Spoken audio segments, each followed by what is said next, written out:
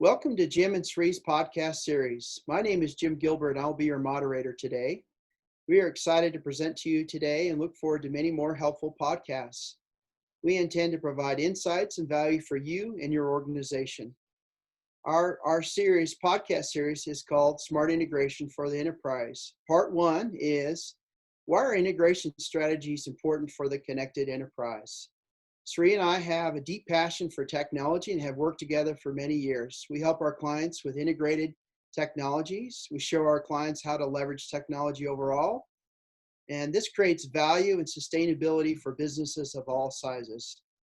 Again, my name is Jim Gilbert and I have 20 years experience in business and technology. I'm the owner of Jim Gilbert CPA. Our services include CFO, controller, business advisory services, technology, and integration. I'm a CPA, CITP, and CGMA. I'm an entrepreneur and an owner of several businesses currently and in the past. My focus area with my clients are people, process, and systems. Now I'd like to hand it off to Sri to introduce himself. Hello everyone, I'm Sri Ponnapalli. I've been a technologist for over 20 years, wearing different hats and leadership roles, and I have been an entrepreneur for over 8 years now. I'm the owner of Createch Information System, a technology firm where we empower businesses of all sizes with state-of-the-art technology solutions, including digital marketing, smart systems integration, and cloud strategy and implementation. Thank you, Jim. Thank you, Sri. We all know that we are facing challenges during the COVID pandemic period and certain changes in how we will work together now and in the future. We want to introduce everyone to critical business strategies that apply both near-term and long-term for businesses of all sizes.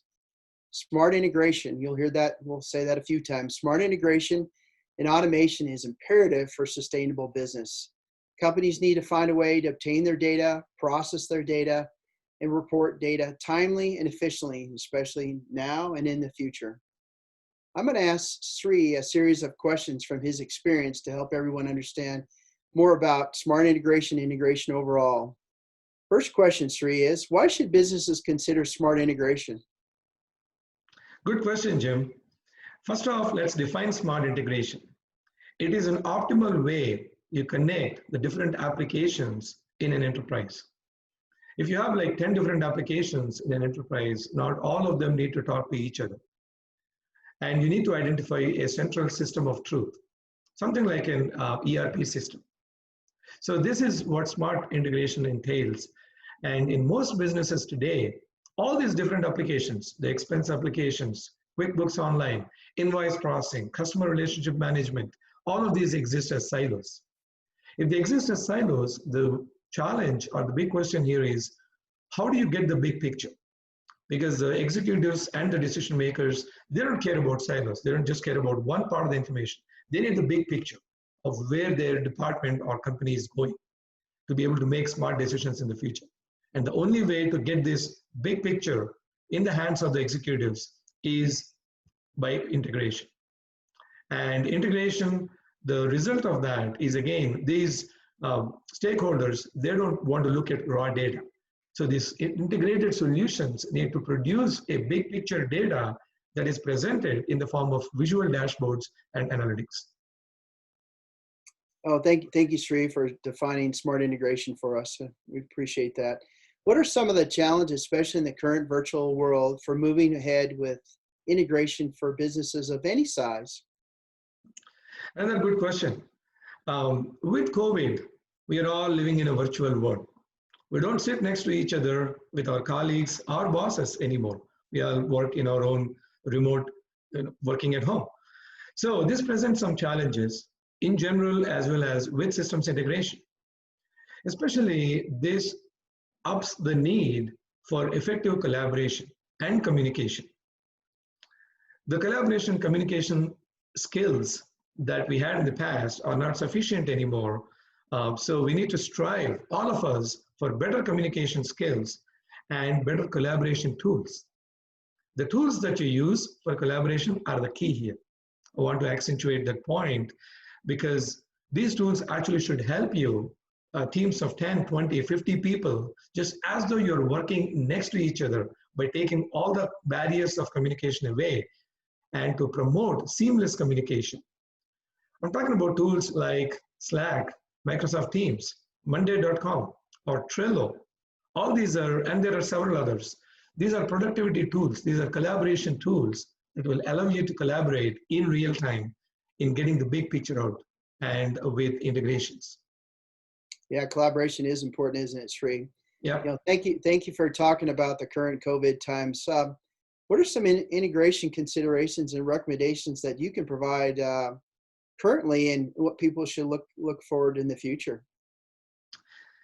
Yeah. First off, the business leaders and decision makers, their needs haven't gone away, haven't even changed. They need the data now, right? Probably more than ever before, they need the data now. They need access to real-time data. So with their needs of real-time data and with the virtual world that we live in, that kind of creates a gap. How do you fill this gap? The apps, if they don't talk to each other, all of your systems, there's no way to get to that.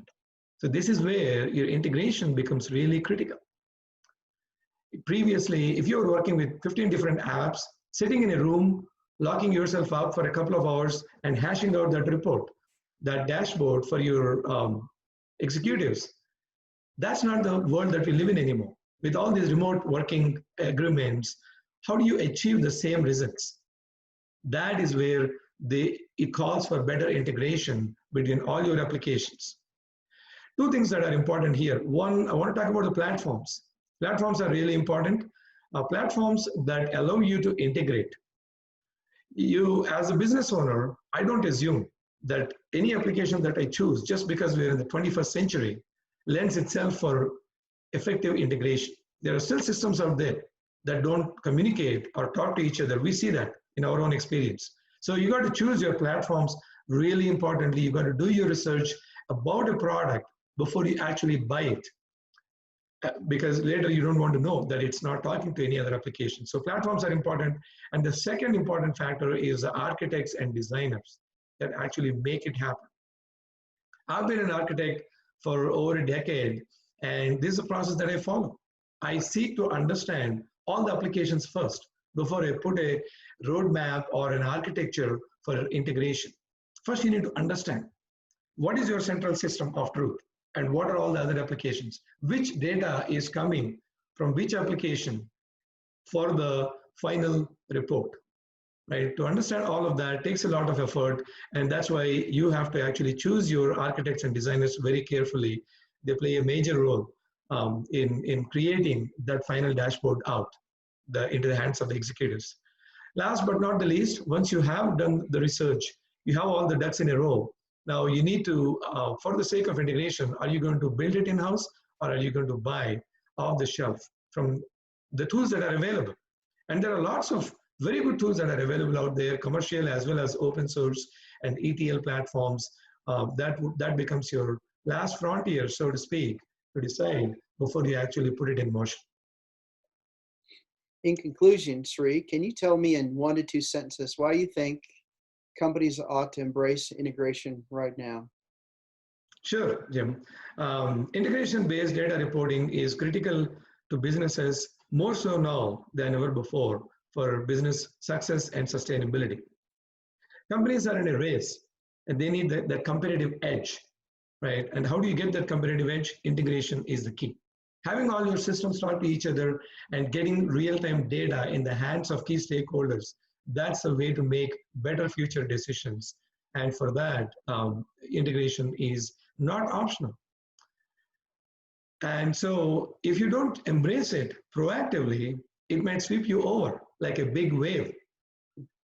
We've seen news in the past, even in the recent past, companies like Walmart have mandated that all their vendors, hundreds of them, come on these B2B platforms within a given time frame for integration. So you don't want to be on the receiving end of those discussions or dialogues. You want to embrace them proactively, embrace integration so that you're ready and getting the real-time data in the hands of key executives for business success.